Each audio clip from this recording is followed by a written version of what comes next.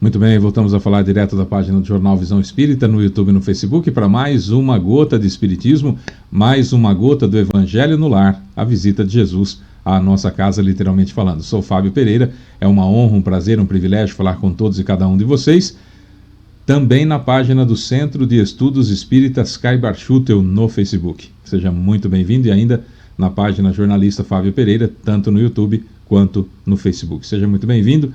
Repito, é uma honra, um prazer, um privilégio falar com todos vocês. Vamos fazer hoje o Evangelho no Lar. Evangelho no Lar, a gente faz ele completo porque muita gente utiliza esse nosso vídeo para fazer o Evangelho no Lar, né? Reúne a família, coloca no YouTube e na televisão e aí faz o Evangelho conosco. E é uma honra, um prazer, um privilégio, eu repito mais uma vez, tê-los comigo, tá bom? Tê-los conosco, né? Porque a gente faz o nosso Evangelho aqui e você faz aí com a gente. Vamos fazer a oração inicial. Na sequência nós vamos para a leitura edificante que caiu hoje do livro Caminho, Verdade e Vida, de Emmanuel por Chico Xavier, foi o item 97. Amas o bastante? Uma pergunta. Amas o bastante?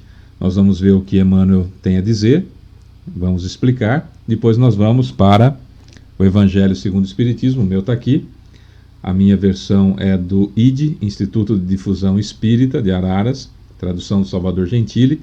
E hoje o item sorteado foi do capítulo 15. O capítulo 15 é Fora da Caridade não há salvação. E o item que caiu foi o item número 4, o maior mandamento. O maior mandamento. A gente vai ler também e vai explicar tudo junto aqui. Na sequência, a minha água já está aqui, você vai colocar a sua água aí também para fluidificar. O Fábio não benze nada, hein? É para fluidificar, os mentores vão fluidificar a água aí na sua casa, a minha já está aqui. No final a gente faz a oração de encerramento e já é a finalização da fluidificação da água. Certo? Então vamos começar, sem mais delongas, comecemos pela oração inicial. Vamos mentalizar Jesus, o que isso significa? Você pensa em Jesus como você imagina que ele seja, tá bom? Então vamos lá. Senhor Jesus, querido mestre e amigo, Deus Pai Todo-Poderoso, benfeitores espirituais, amigos mentores que nos acompanham, seu Calixto, Dona Zélia, seu João Leão Pita, seu Joaquim, seu Romeu, seu Alexandre, doutor Agripino, nosso guia espiritual, em especial seu Otávio, meu guia espiritual, cumprimentando seu Otávio e cumprimento a todos os demais, seu Caibar Schutel, sua equipe de Alvorada Nova, seu Bezerra de Menezes, seu Allan Kardec, seu Agostinho. Elevamos o nosso pensamento até o Senhor, mestre querido, começando pelas gratidões, pelos agradecimentos. Muito obrigado primeiro pela presença em meio a nós, muito obrigado por não desistir da gente, muito obrigado pelas inúmeras oportunidades que o Senhor nos oferece, isso é muito importante, muito obrigado. Muito obrigado por tudo de ruim que não nos aconteceu na última semana, muito obrigado por tudo de bom que nos aconteceu na última semana e, claro, muito obrigado por tudo de ruim que efetivamente aconteceu conosco durante a semana, porque afinal de contas é aquela quitação de dívida, quitação de débito, e isso é muito importante. Assim sendo, mestre, o nosso coração se enche de alegria em poder falar com o Senhor, em poder ter o Senhor na nossa casa, isso que é o mais importante, bem como os mentores, evidentemente.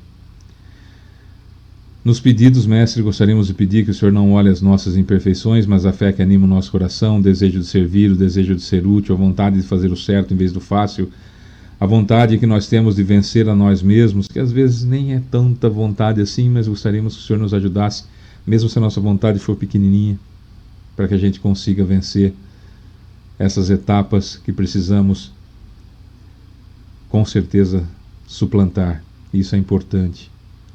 Às vezes a gente até dá uma desanimada, mas que bom que o Senhor não desanima da gente. E por isso também voltamos ao quesito da gratidão, o nosso muito obrigado. Assim sendo, então, mestres, sabedores da sua presença em meio a nós, damos por iniciado efetivamente o nosso Evangelho no Lar, e que assim seja. Bom, vamos lá. No Caminho, Verdade e Vida, é o livro de Emmanuel por Chico Xavier, Caminho, Verdade e Vida. O item 97 é Amas o Bastante? E o livro tem sempre, em cada capítulo, tem um trechinho do Novo Testamento. Nesse item específico é João, capítulo 21, versículo 17. O versículo inteiro, o versículo 17 inteiro diz o seguinte: pela terceira vez, Jesus lhe perguntou: Simão, filho de João, ou filho de Jonas, tu me amas? Pedro entristeceu-se por ele ter lhe dito pela terceira vez: tu me amas. E respondeu-lhe: Senhor, tu sabes todas as coisas, tu sabes que eu te amo. Jesus lhe disse: apacenta as minhas ovelhas. Emmanuel pegou só um pedacinho do começo. No livro, Emmanuel colocou: perguntou-lhe terceira vez: Simão, filho de Jonas, amas-me? A tradução é diferente, eu gosto sempre de mostrar isso. A tradução é diferente, mas é o mesmo sentido. João 21, 17. João capítulo 21, versículo 17. Nesse capítulo, João mostra uma aparição de Jesus perto do mar da Galileia, já depois da, aspas, ressurreição, perto do mar da Galileia, onde Pedro, inclusive, foi chamado para ser pescador de homens. E lá, se nós pegarmos o versículo anterior e o versículo posterior a esse que Emmanuel selecionou, que é o 17 do capítulo 21, Jesus pergunta 3 vezes para Pedro: Pedro, tu me amas? E Pedro: sim, mestre, eu te amo. E aí ele faz: apacenta as minhas ovelhas. O que é apacenta? Cuida, dirige, alimenta. Cuida no sentido de realmente ciceronear ali, de ser um pai para, um pai ou uma mãe para alguma coisa, no caso para as ovelhas. Então, apacenta as minhas ovelhas. Ele sempre termina isso. E o Pedro fica triste, primeiro por ser chamado novamente de Simão. Aí umas traduções dizem Jonas, outras João, mas na palavra no aramaico é tudo a mesma coisa. Então, Simão, filho de Jonas, ou filho de João, tu me amas? A tradição cristã interpretou essas 3 perguntas do Cristo, porque foi logo na sequência do Pedro ter negado Cristo por 3 vezes. E aí cada pergunta que Jesus teria feito para ele: Pedro, tu me amas? Seria uma espécie de remissão. Então, Simão, filho de Jonas, tu me amas? Sim, mestre, eu te amo. Primeira negação. Segunda e terceira. E na terceira o Pedro ficou até triste e tal, que foi o trecho que o Emmanuel escolheu. A ideia aqui, lembrando que João escreveu isso 85 anos depois de Cristo, quer dizer, quase 85 menos 33 daria 52, 50 anos depois da partida de Jesus para o plano espiritual. Então pode ter alguma coisa ali que ficou para trás, porque aliás, até um pouco mais, porque essa passagem teria acontecido no ano 33 depois de Cristo, né? Depois que ele havia ressuscitado entre aspas, porque não foi ressurreição, né? Mas podemos falar nisso em uma outra oportunidade.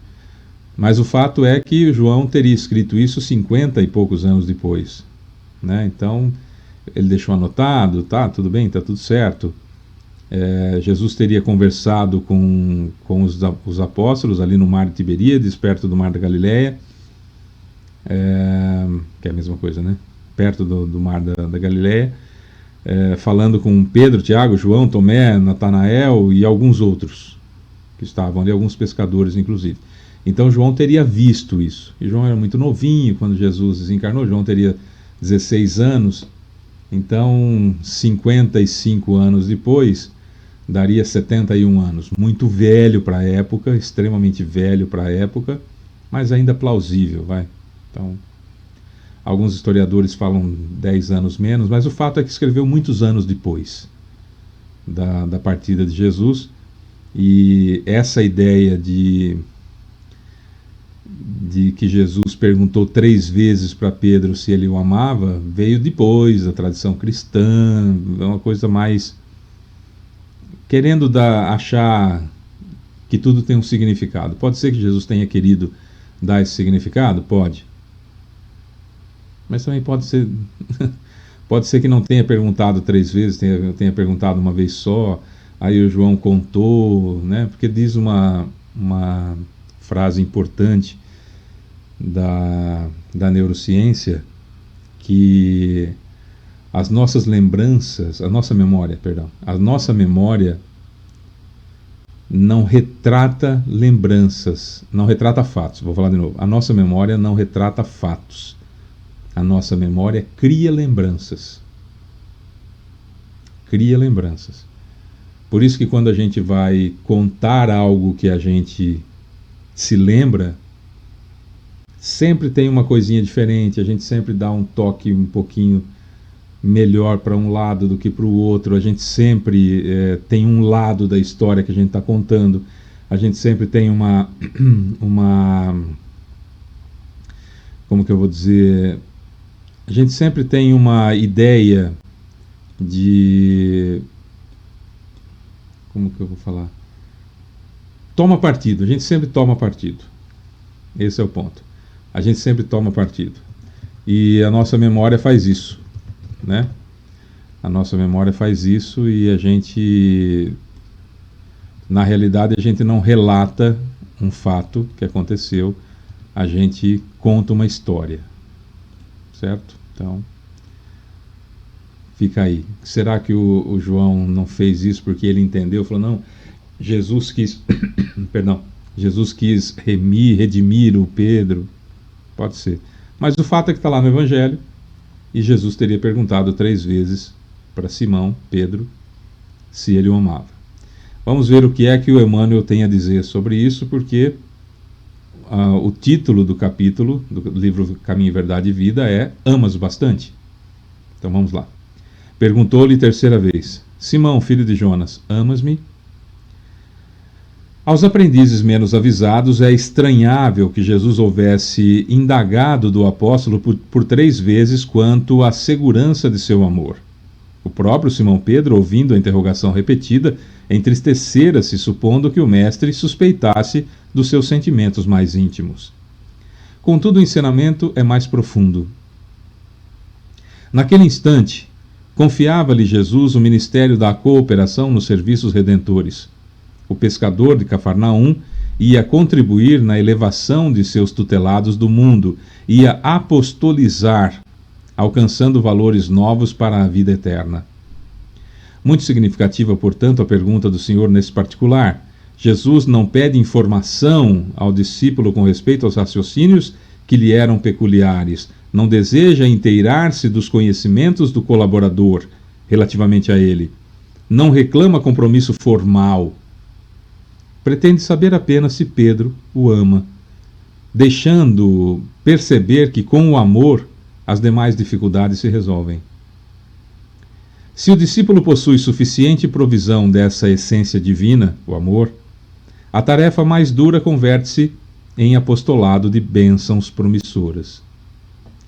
É imperioso, é necessário, é importante, desse modo, reconhecer que as tuas conquistas intelectuais valem muito, que tuas indagações são louváveis, mas em verdade somente serás efetivo e eficiente colaborador do Cristo se tiveres amor.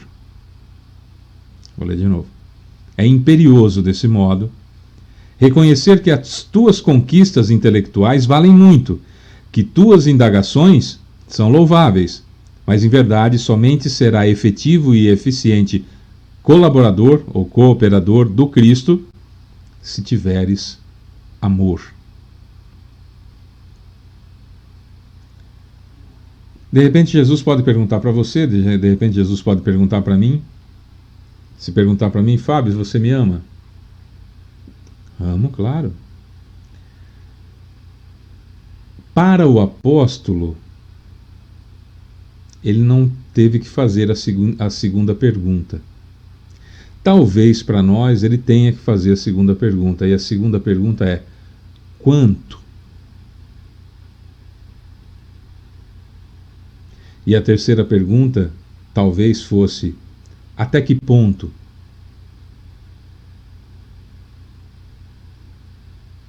Então, para nós analisarmos a lição de hoje cada um com seu nome coloca lá o seu nome. No meu caso eu coloco lá. Jesus falando comigo: Fábio, tu me amas? Na sequência, como nós não somos apóstolos, ainda não demonstramos, talvez, né? Ainda não demonstramos tudo que o Pedro demonstrou, apesar de ter negado Jesus por 3 vezes. O ponto é, quanto? A segunda pergunta. A terceira pergunta, até que ponto? Estamos dispostos a quê por esse amor a Jesus? Esse é o até que ponto. Quanto o meu amor é suficientemente grande para que eu busque uma melhora significativa e constante da minha personalidade, das minhas características, em resumo, na minha evolução, para me aproximar o mais rapidamente dele possível? Ou é um amor de lábios? Ah, claro que eu amo, mas na primeira oportunidade eu nego. Então veja, quando Pedro negou Cristo 3 vezes, ele fez isso por medo, por covardia? Sim, por medo, por covardia. Nossa, mas Pedro era destemido, ele no ímpeto tirou a espada e atingiu a cabeça cortando a orelha do soldado Malco quando foram prender Jesus. Como assim o Pedro se acovardou naquele momento? Ele se acovardou naquele momento. E foi extremamente importante que isso acontecesse, porque senão ele seria preso naquele momento, morto. E muito provavelmente tudo aquilo que nós temos hoje, todo o acesso que nós temos hoje, talvez ficasse comprometido, talvez não chegasse da forma que chegou, e o plano espiritual teria que traçar, juntamente com Jesus, outras estratégias para que o Evangelho perdurasse. Então qual é o ponto aqui? O ponto é que Pedro negou Cristo por 3 vezes, ou que Pedro redimiu-se e, apesar da fraqueza naquele momento, foi um grande nome do Evangelho, abaixo apenas de Jesus e de Paulo de Tarso. Percebe? Qual é o ponto que nós podemos tirar aqui para nós? As 3 perguntas. Fábio, tu me amas? Quanto? Até que ponto? E a segunda é, apesar de falhas que todos nós temos, apesar de dificuldades que todos nós temos, apesar de mazelas que todos nós temos, apesar de atrasos que todos nós temos, nós podemos fazer um grande trabalho em favor do Evangelho. O ponto aqui é justamente assim, olha, Pedro, você fez uma grande situação covarde lá, que nem era característica sua, que ninguém esperava isso? Não, ninguém esperava isso. Que sempre ele é, né? Até fora da casinha, às vezes. Apesar de uma fraqueza, o ponto aqui é, apesar de uma fraqueza, foi o grande que foi. É o grande que é.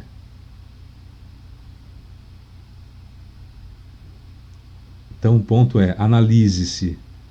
Você, ao olhar no espelho, vê deficiências, vê dificuldades, vê mazelas, vê más inclinações. Apesar disso, você pode ser um grande divulgador do Evangelho. Fábio, não consigo falar, não tenho o dom da oratória. Não fale. Não dê palestras. Isso não faz de ninguém melhor do que ninguém. O que faz nós sermos melhores do que nós mesmos e evoluirmos é vencer cada uma das lutas contra as más inclinações. E esse ponto é tão importante nós entendermos que, apesar de você ser quem você é, apesar de eu ser quem eu sou, apesar de nós sermos quem nós somos, dá para ser mais, dá para sermos seguidores do Cristo, sim, apesar das imperfeições que carregamos.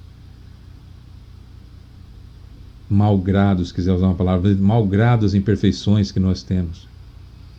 Esse é o grande chamado. Esse é o grande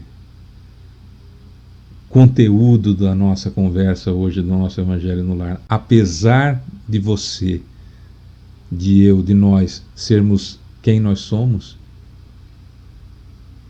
apesar disso, podemos nos redimir, podemos seguir o Cristo. Você ama Jesus? Quanto? Até que ponto? Essas duas novas perguntas vão dar o limite que cada um de nós temos, que você tem, que eu tenho.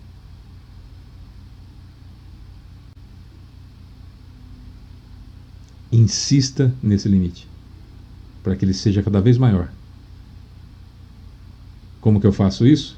Vamos voltar às frases do Evangelho que não tem jeito, e que eu falo sempre, que parece um mantra, né?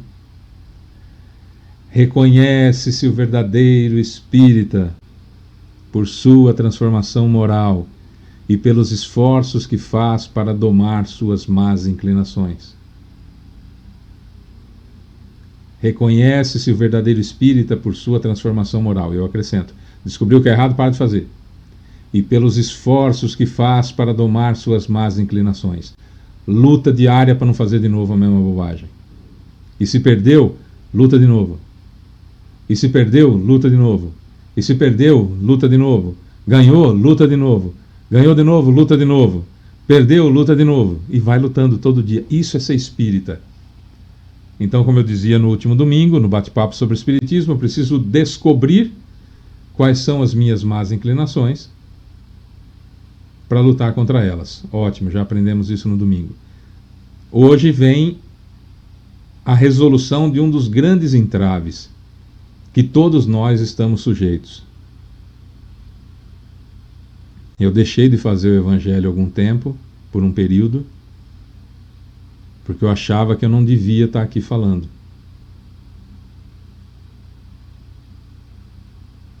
Eu achava que eu não devia estar aqui falando.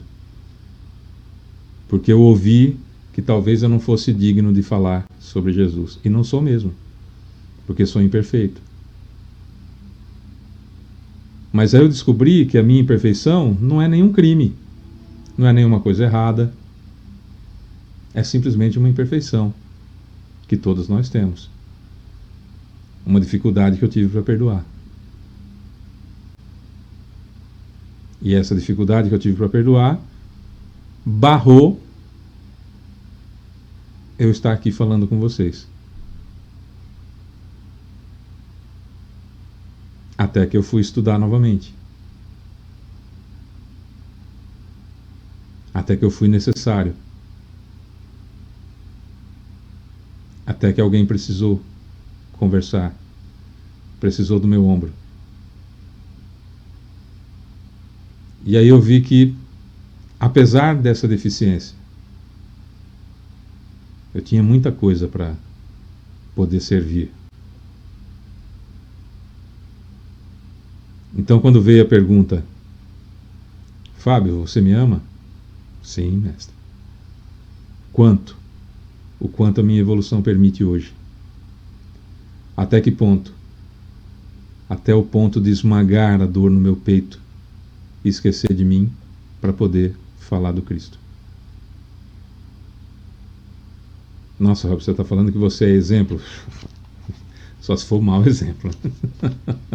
Só se for exemplo do que não fazer. Né? Só se for isso. Mas esse é o ponto. Eu sou o que eu consigo ser até hoje. Hoje é o dia que eu estou mais evoluído desde que eu fui criado. Hoje é o dia que você está mais evoluído desde que você foi criado, não importa o dia que você esteja assistindo esse vídeo.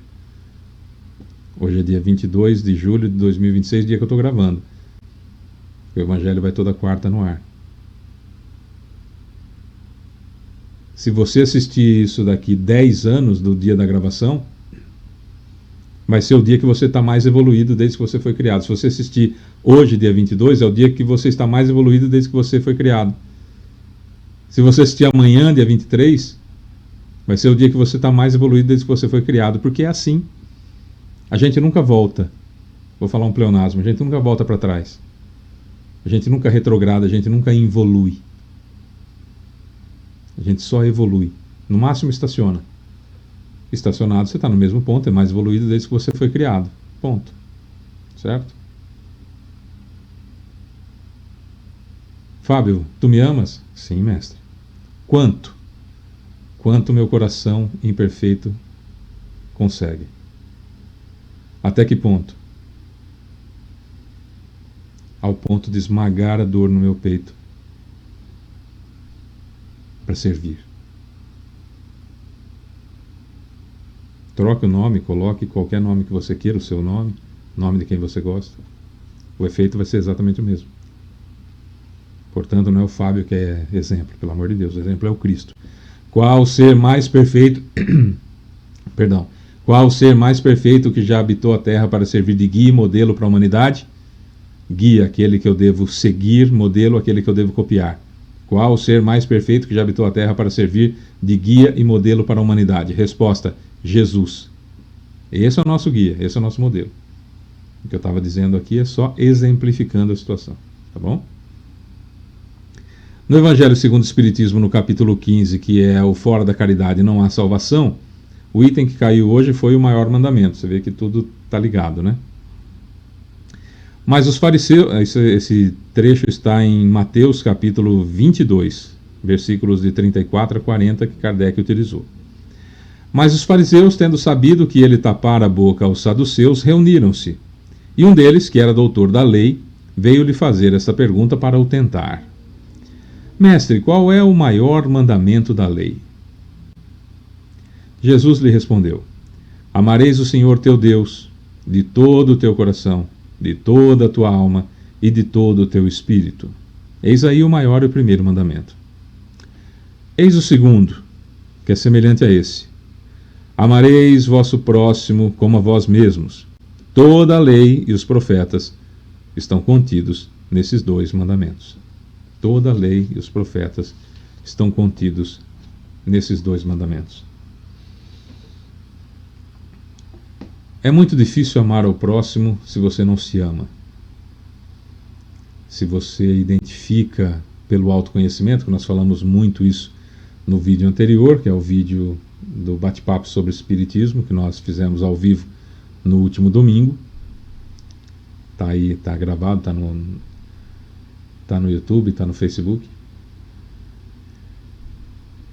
Quando nós vamos nos conhecer, nós podemos, como diz Luiz Felipe Pondé, o filósofo e professor Luiz Felipe Pondé, nós podemos ter uma grande decepção, porque nós vamos imaginar que nós somos extraordinários e o autoconhecimento vai nos mostrar a realidade dos fatos, que nós somos, sim, espíritos endividados, espíritos cheios de vícios, de mazelas, de dificuldades.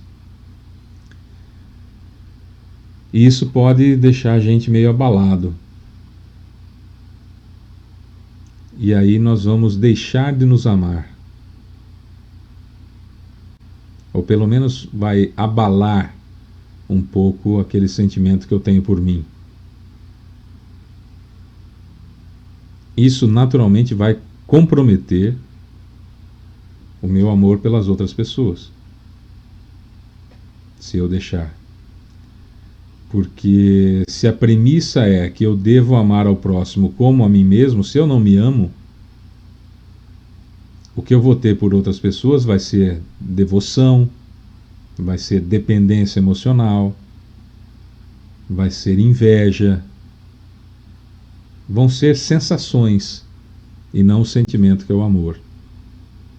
Então perceba a sapiência de Jesus, a sabedoria de Jesus, o quão fantástico é esse ser, quando ele diz o seguinte: olha, o primeiro mandamento é fatal, todos nós sabemos.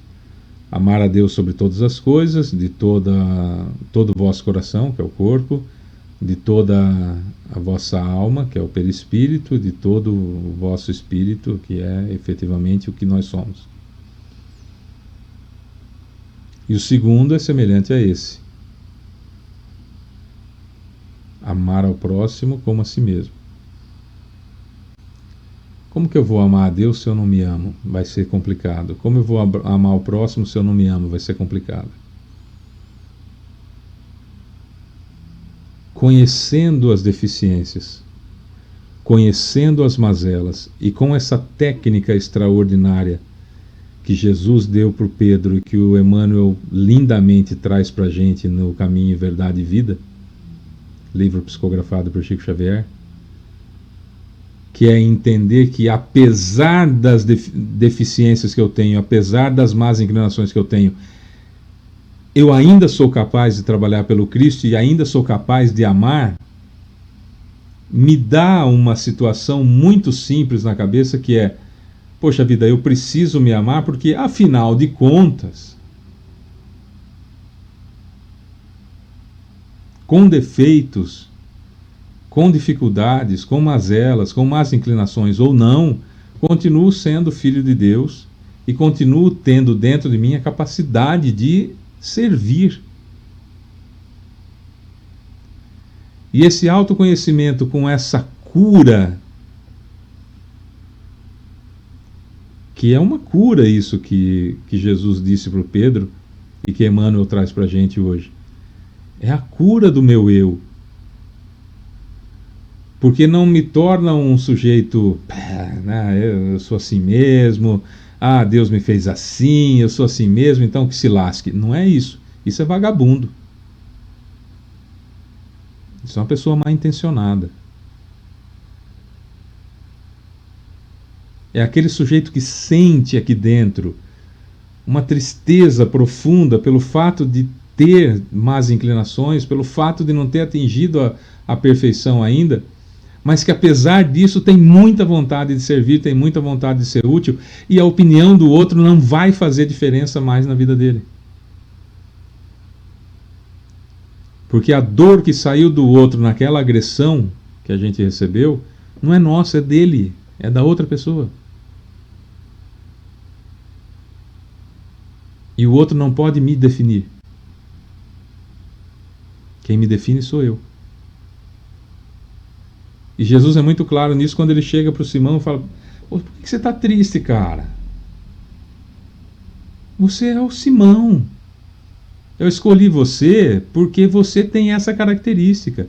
Eu escolhi você para ser a pedra fundamental da minha doutrina, não tem nada a ver com a igreja, da minha doutrina, para passar isso adiante, porque as suas características são importantes. Porque senão ficava eu aqui, ué. Que perfeito sou só eu, diria Jesus. Então ele chegou para o Pedro e passou a mão na cabeça dele, falou: amigo, você me negou 3 vezes lá, cara, esquece isso, vai trabalhar, vai fazer o bem. Jesus já tinha feito isso antes. Jesus já tinha feito, relatado, fez isso com todos nós, evidentemente, mas relatado nos livros da sua história, já tinha feito isso com Elias. Elias foi responsável pela morte dos sacerdotes de Baal.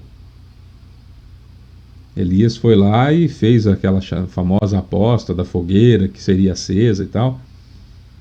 Os sacerdotes rezando em uma armação de fogueira e Elias rezando na outra. Elias era médio de defeito físico, pegou fogo na fogueira dele, na armação de fogueira dele. Aí morreram os sacerdotes de Baal. Alguns dizem até 400 sacerdotes de Baal.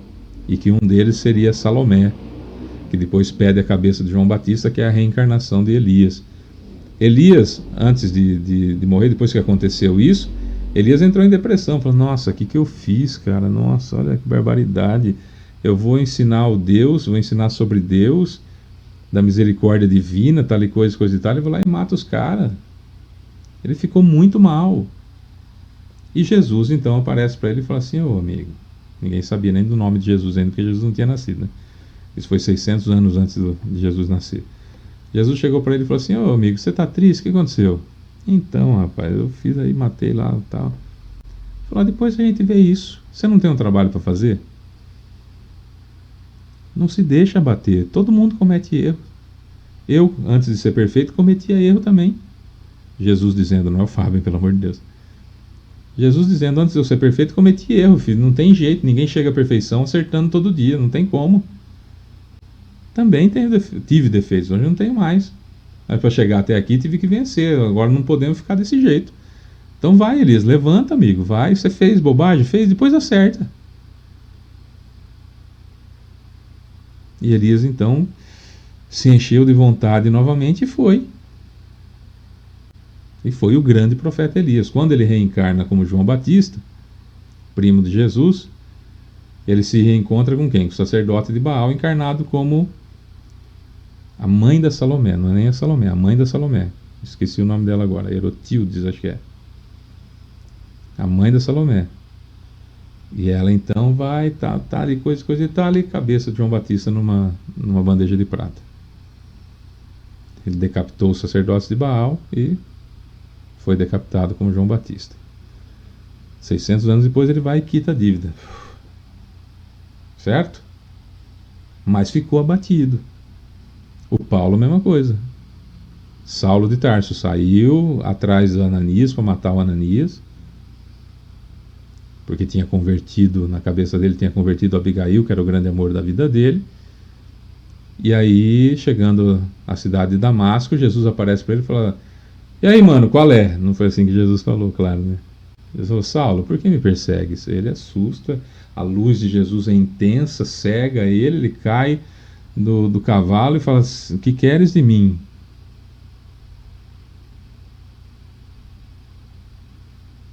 Entra lá que depois o Ananias te passa o que tem que fazer. Ele vai, Ananias dá o passe nele, volta a enxergar e tudo mais. E imediatamente ele ficou feliz? Não, ele falou: nossa, agora tudo que eu fiz com Estevão, que ele matou Estevão apedrejado, todos os outros crimes que ele havia cometido em nome da lei, que ele era um doutor da lei, toda aquela arrogância, ele falou: meu Deus do céu, e agora? Mas Jesus chamou ele por causa das características boas que ele tem, sabendo das ruins. É esse o ponto que a gente esquece, e esquece mesmo. Ele chamou o Paulo porque sabia das qualidades boas que o Paulo tinha, mas sabia dos defeitos também, lógico que sabia. Então você encarnou, eu encarnei, nós encarnamos para uma missão do Cristo, para fazer um trabalho para o Cristo, para a seara do Cristo, porque ele sabe da nossa capacidade, mas sabe também das nossas limitações. Ele sabe.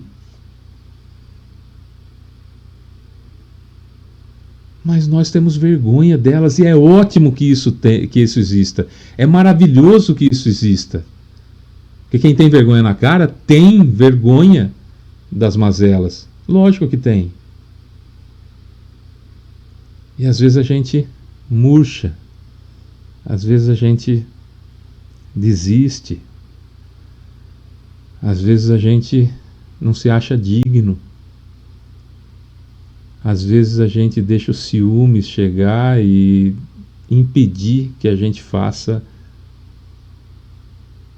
o trabalho para o qual Cristo nos convidou. Como sair disso? O próprio Cristo fez. Com Elias, com Paulo, com Pedro, com Fábio, com João, com Maria, com José, com Antônio, e quantos nomes outros existirem.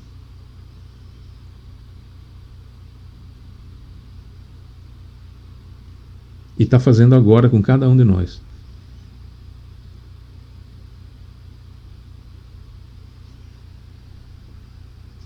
Maria, Tu me amas? Quanto? Até que ponto? Levanta. Eu sei das suas dificuldades, das suas más inclinações, dos seus defeitos. Depois a gente trabalha isso. Tem um trabalho para ser feito. Vamos fazer. Depois a gente vai acertando aos pouquinhos. Até porque a caridade cobre uma multidão de pecados. Quem disse isso foi o Pedro, que sabia muito bem.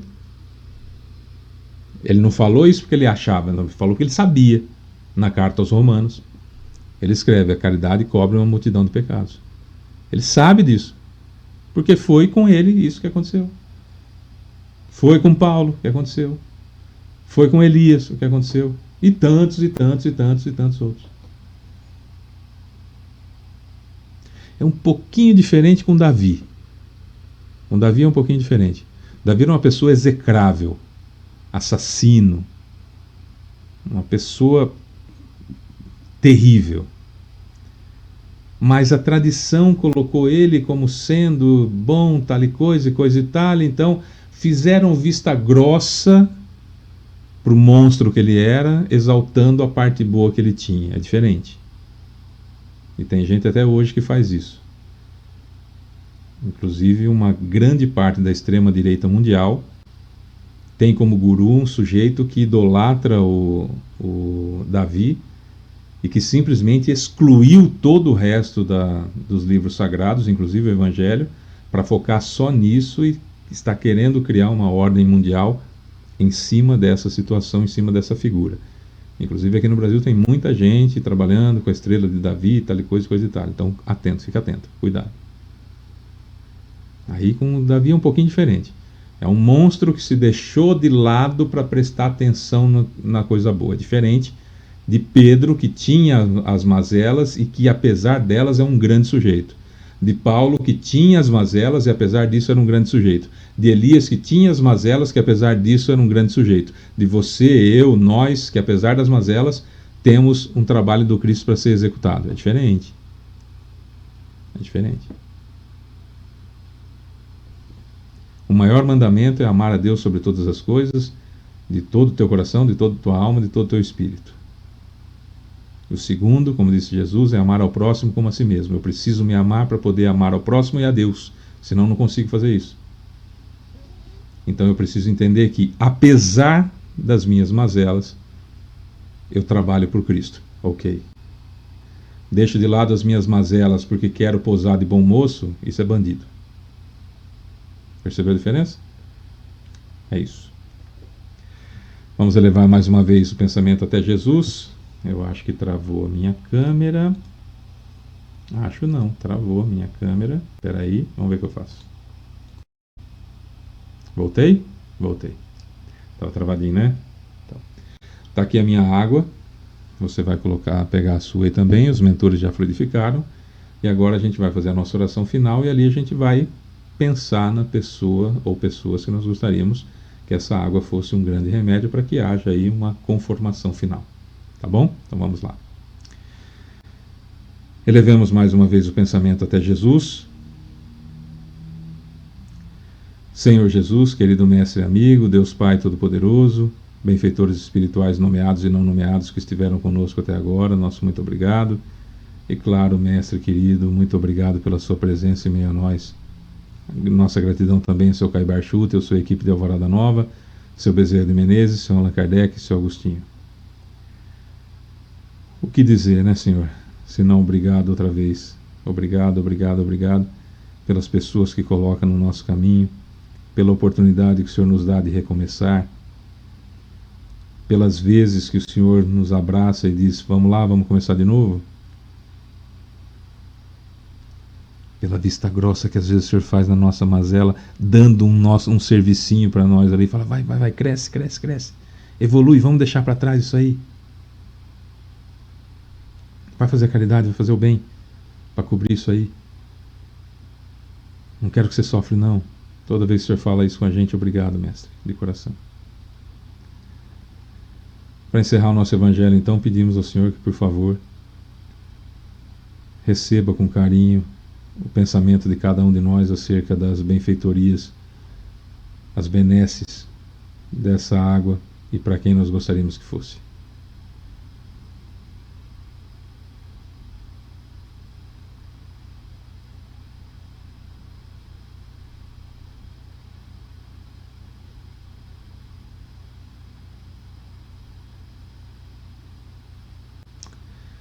É isso, mestre. Muito obrigado. Um beijo enorme no coração e até a próxima semana, até a próxima visita, se Deus quiser. Que assim seja. A vocês, meus amores, um beijo enorme no coração de todos e cada um de vocês. Muito obrigado por terem estado conosco. Na próxima quarta-feira tem mais, se Deus quiser, mais um Evangelho segundo o Espiritismo. Mais um Evangelho no Lar, com base no Evangelho segundo o Espiritismo. Domingo, 10 horas da manhã, ao vivo, bate-papo sobre o Espiritismo. Próxima quarta, mais um Evangelho no Lar. Beijo pra você que fica. Tchau.